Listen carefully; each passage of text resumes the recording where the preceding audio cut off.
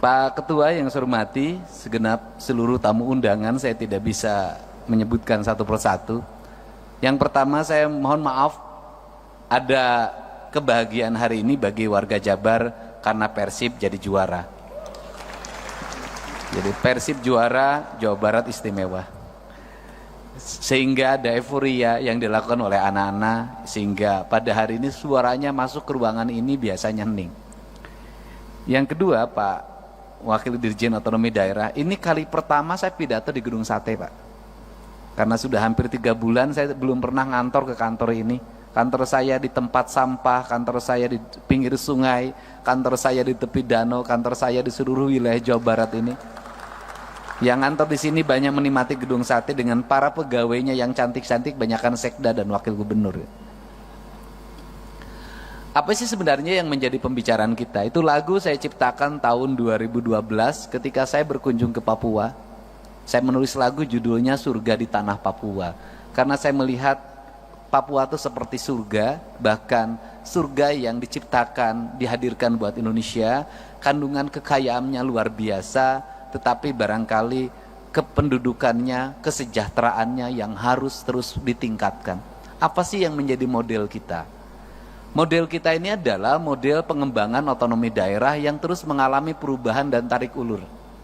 Otonomi daerah pernah sampai puncaknya, kemudian menurun, dan menurun. Esensi dari rakyat terhadap kita, ekspektasinya cuma satu. Apapun judulnya, apakah mau sentralisasi, apakah mau desentralisasi, apakah mau otonomi, mereka cuma nuntut satu, mereka hidup sejahtera. Kesejahteraan publik itu menurut saya ukurannya cuma 3. 1, kesehatannya dijamin. 2, pendidikannya dijamin. 3, perluasan lapangan kerja.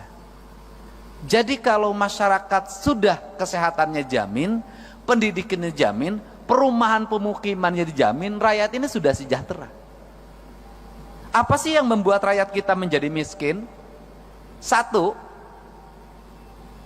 menurunnya derajat kesehatan berdampak pada semakin meningkatnya angka kemiskinan. Karena ketika orang sakit, maka 2 kemungkinan yang terjadi, dia harus membayar biaya rumah sakit. Kalau tercover oleh BPJS ya alhamdulillah, kalau tidak tercover musibah. Ketika dia sakit, maka keluarganya kehilangan pendapatan. Ketika kehilangan pendapatan, maka keluarganya yang menunggu dalam setiap hari perlu pembiayaan. Maka orang sakit itu akan mengalami 7 tingkatan derajat kemiskinan dalam waktu sekejap. Sehingga kategori pembiayaan bagi masyarakat yang sakit, jangan lagi bicara miskin dan kaya. Kenapa? Kita anggota DPR, kita pejabat, kena sakit, kita akan jatuh miskin. Untuk itu negara harus hadir dalam memberikan jaminan layanan kesehatan bagi seluruh warga.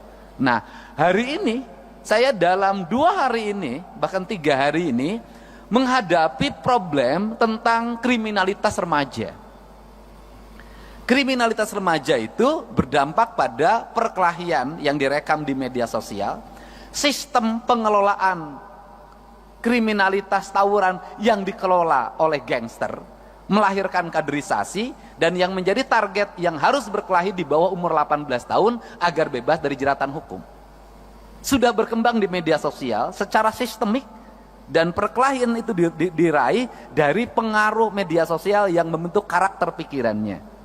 Apa sih sebenarnya yang terjadi? Sebenarnya yang terjadi adalah ketika mereka tawuran, masuk rumah sakit, BPJS-nya tidak klaim. Barusan saya beresin 15 juta. Ketika BPJS-nya tidak klaim, orang yang berkelahi itu orang tuanya nggak mampu. Mau yang menang tidak mampu, yang mau kalah tidak mampu. Berproses peradilan melahirkan kemiskinan, tidak berproses peradilan pulang lagi ke rumah melahirkan kemiskinan baru karena orang tuanya tak sanggup lagi menghadapi. Maka negara harus hadir untuk mencari solusi. 1, solusi terhadap pembiayaan rumah sakit. 2, solusi recovery terhadap anak-anak yang berkelahi itu, karena itu anak bangsa. Inilah negara harus punya pikiran out of the box. Tidak bisa hanya berbicara proses hukum kembali ke orang tuanya udah nggak sanggup. Ini Jawa Barat.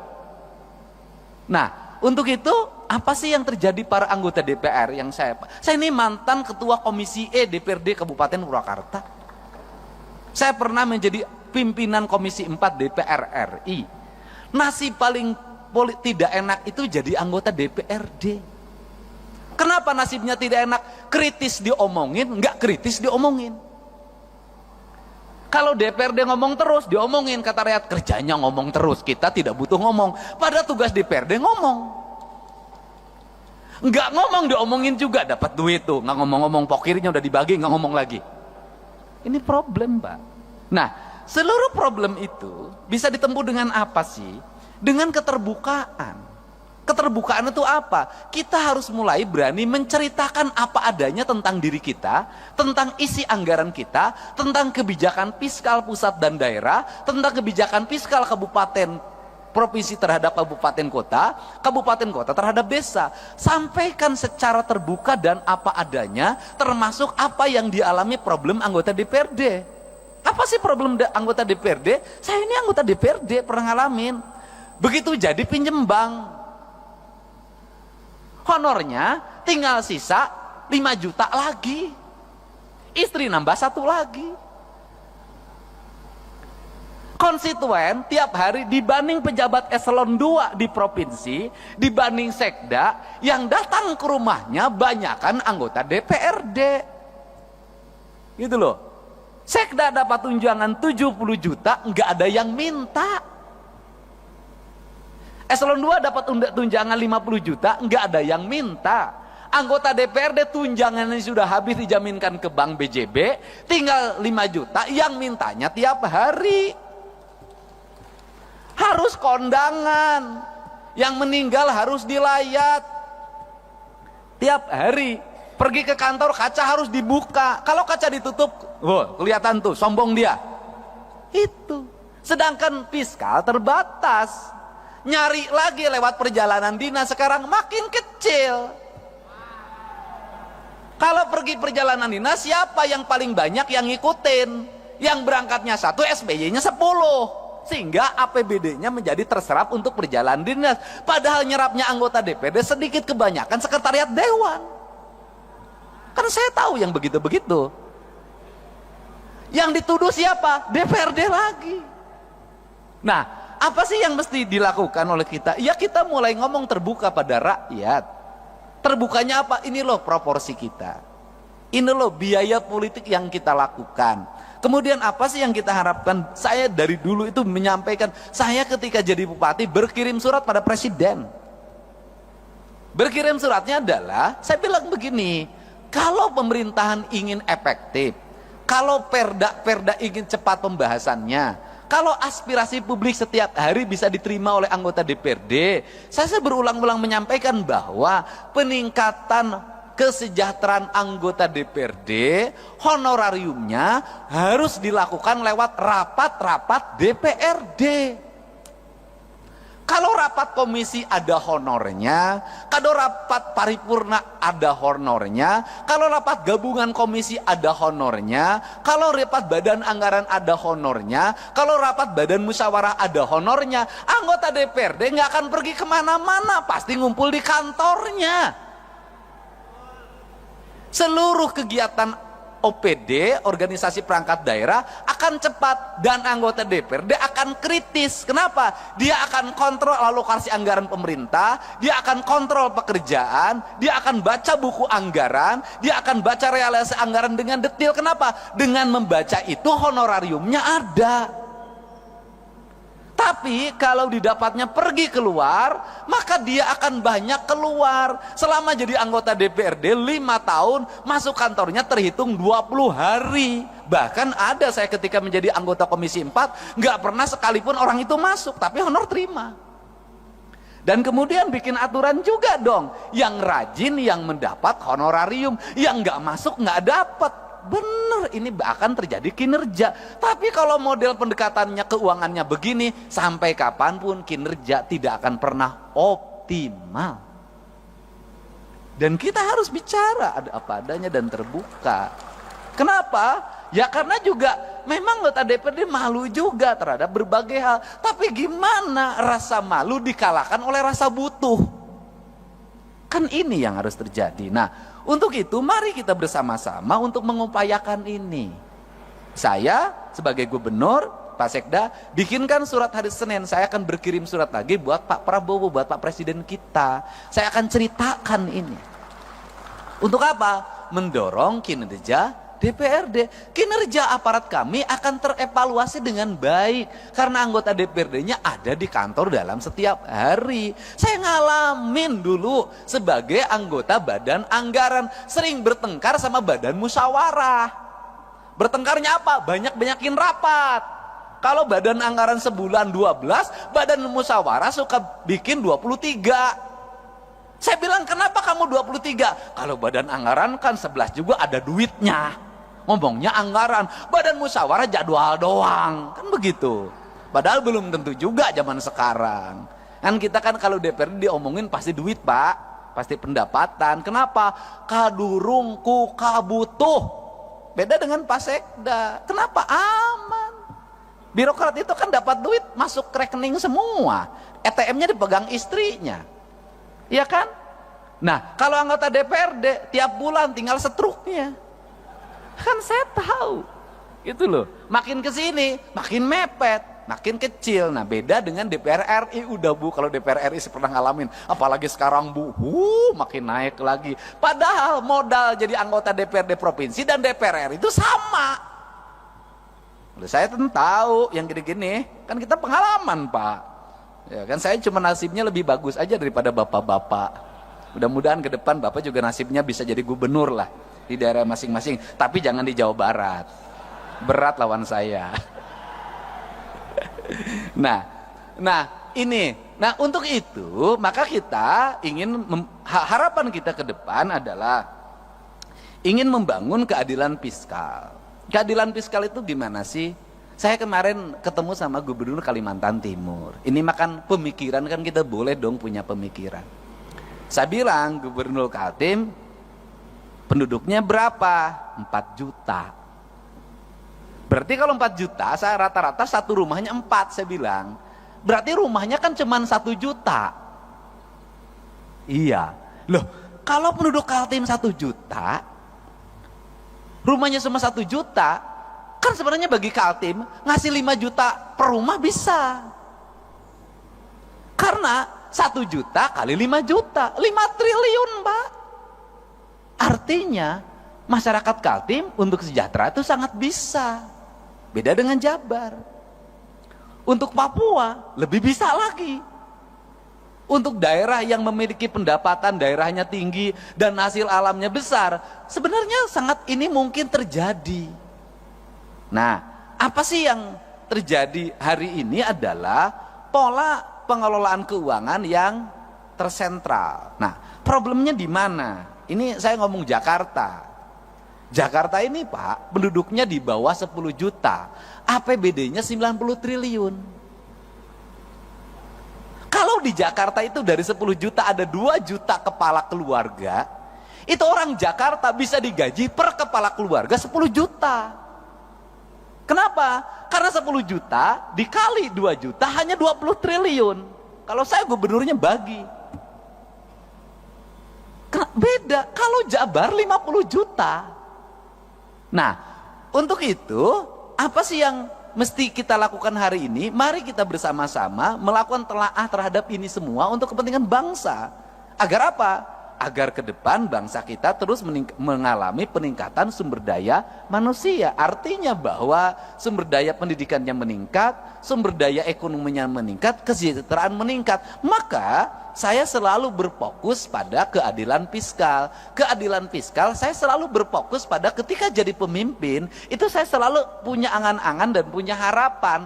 Bagaimana punya angan harapan itu adalah pembangunan harus diselesaikan dalam waktu cepat. Setelah itu berarah pada investasi. Nggak bisa pembangunan gini-gini terus.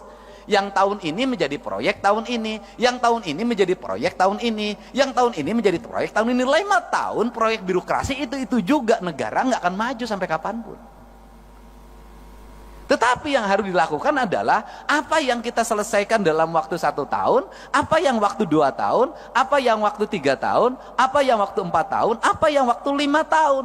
Ini semuanya tidak boleh berulang. Pekerjaan kemarin harus tidak boleh dikerjakan hari ini lagi. Kenapa? Pembangunnya ke depan. Tujuannya untuk apa? Agar fiskal yang tahun kemarin itu tidak digunakan untuk tahun ini. Dan negara sudah mulai berpikir untuk membangun kemandirian. Saya itu sudah punya rumusan, mudah-mudahan ini bisa dilakukan di Jawa Barat, adalah misalnya begini, desa itu berapa sih penduduknya di desa itu? Di desa itu ada potensi apa? Anggaran pembangunan desa itu harus segera dibikin skala prioritas, ditambah plus kabupaten, ditambah subsidi dari pemerintah provinsi, ditambah pusat, fokusnya di desa. Kalau di desa itu ada 7 RW, dibagi saja sebenarnya, RW ini bagian desa, RW ini bagian kabupaten, RW ini bagian provinsi, RW ini bagian pusat. Jadi membangun desa paripurna itu bisa selesai dalam waktu 2 tahun.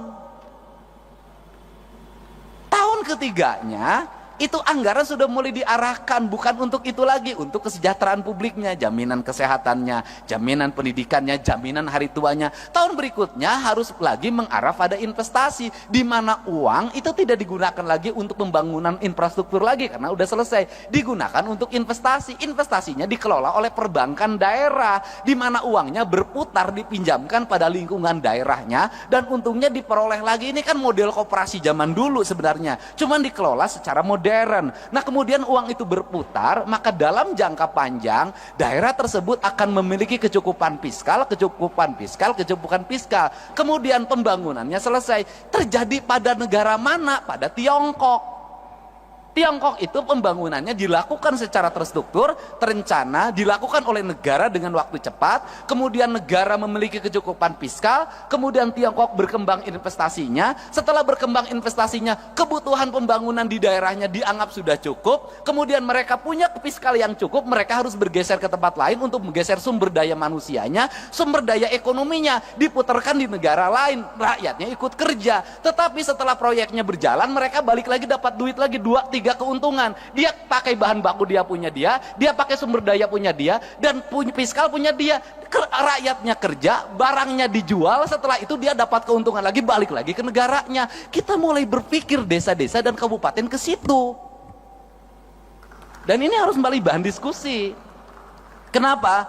Karena kita punya tugas. Kita ini hari ini adalah pahlawan untuk anak cucu kita ke depan. Tinggal pertanyaannya adalah, apakah anak cucu kita ke depan akan menganggap kita pahlawan atau pengkhianat? 45 dianggap pahlawan, mungkin 66 masih dianggap pahlawan, 71 mungkin dianggap pahlawan. Pertanyaannya lah, kalau mimpi tentang keadilan tidak segera terwujud di tengah-tengah masyarakat, maka dimungkinkan 30 tahun ke depan Agustusan nggak bikin lagi doa buat kita. Kenapa? Mereka tidak punya catatan reputasi kita dalam membangun keadilan di negeri ini. Nah, inilah kerangka pikir dan kerangka pijak yang harus dibangun oleh kita secara bersama-sama, tanpa kita membicarakan berasal dari partai mana. Karena kita sama-sama berkomitmen membangun negara ini dengan baik, membangun keadilan sosial secara paripurna. Dan keadilan sosial hanya bisa diwujudkan dengan pendekatan fiskal. Nah yang terakhir, Jakarta ini duitnya banyak, benar.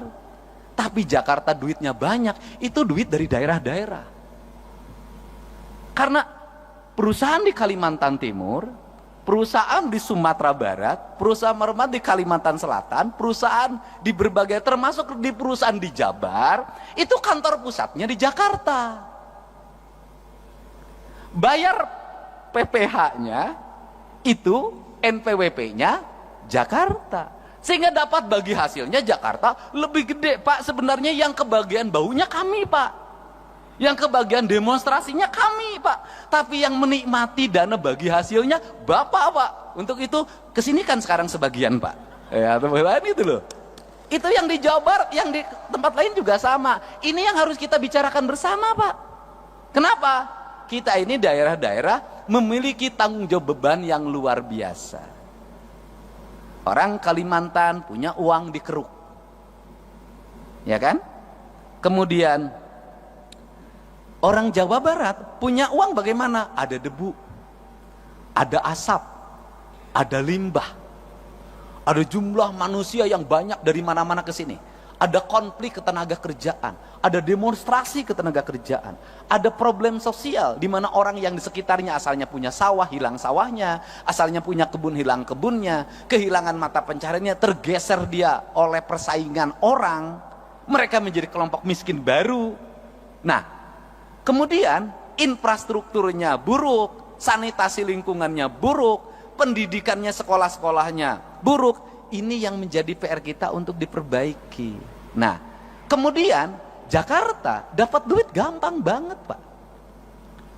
Hotel berbintang. Tidak usah nagih kayak pajak galian C, Pak.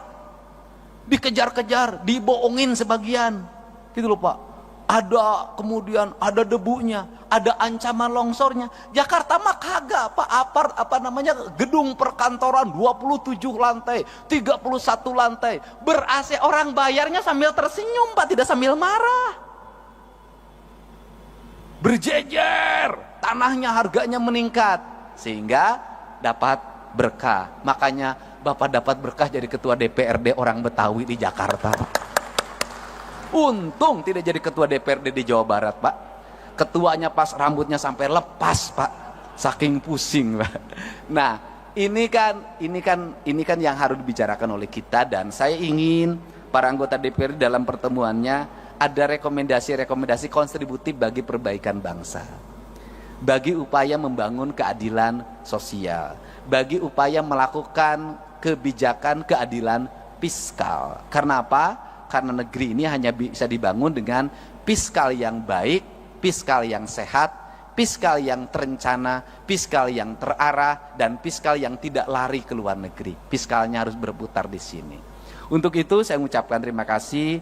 Semoga kalau tadi Pak Ketua DPRD Jawa Barat sudah dinobatkan sebagai ketua terpilih, saya ucapkan selamat, Pak.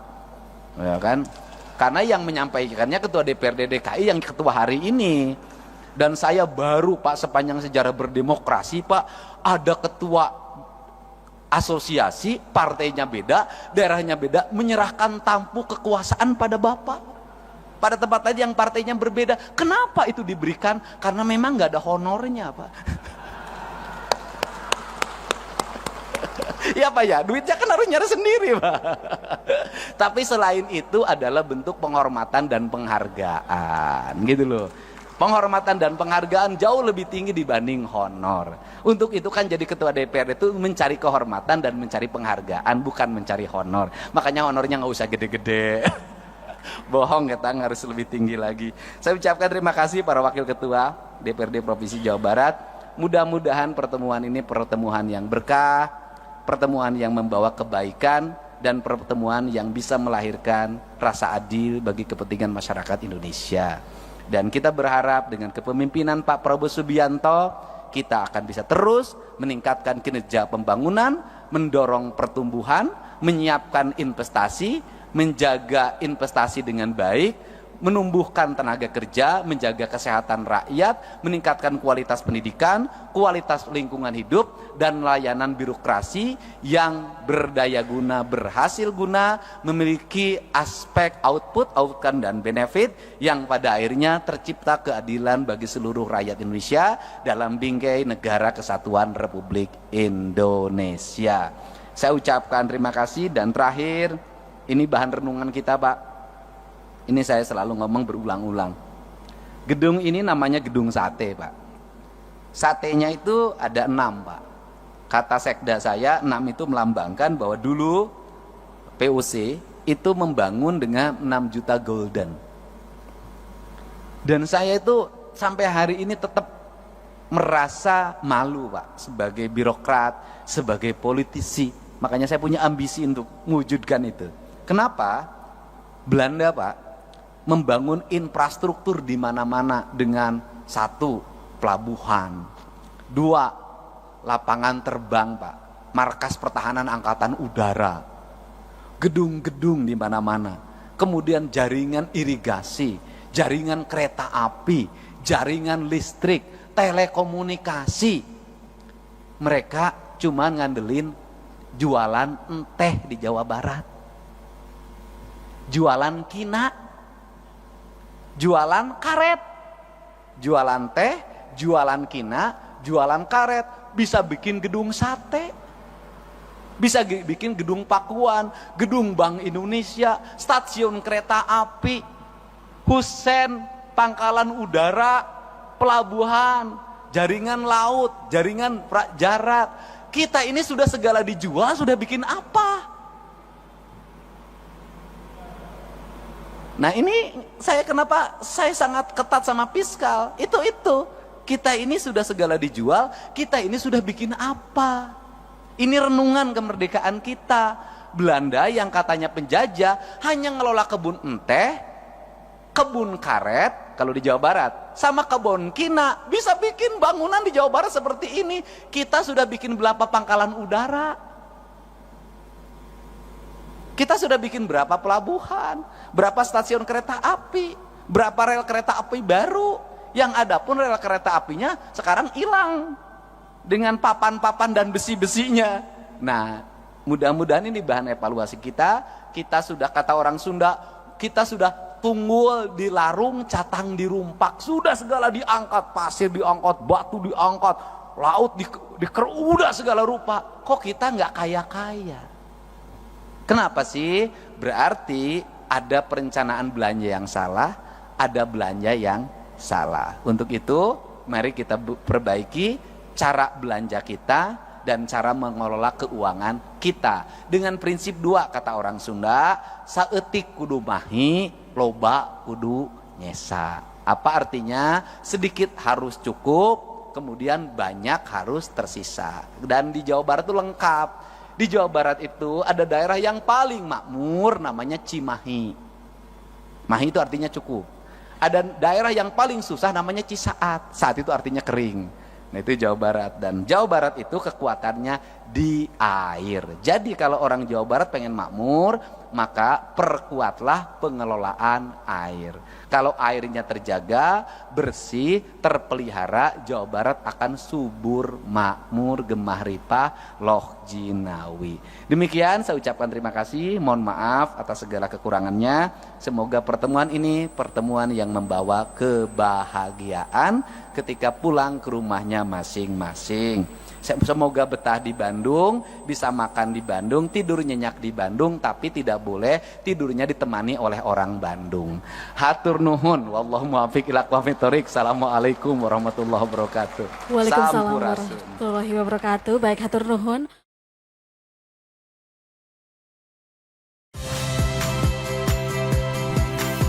Saya Radi Saputro. Saksikan program-program Kompas TV melalui siaran digital, pay TV dan media streaming lainnya. Kompas TV, independen, terpercaya.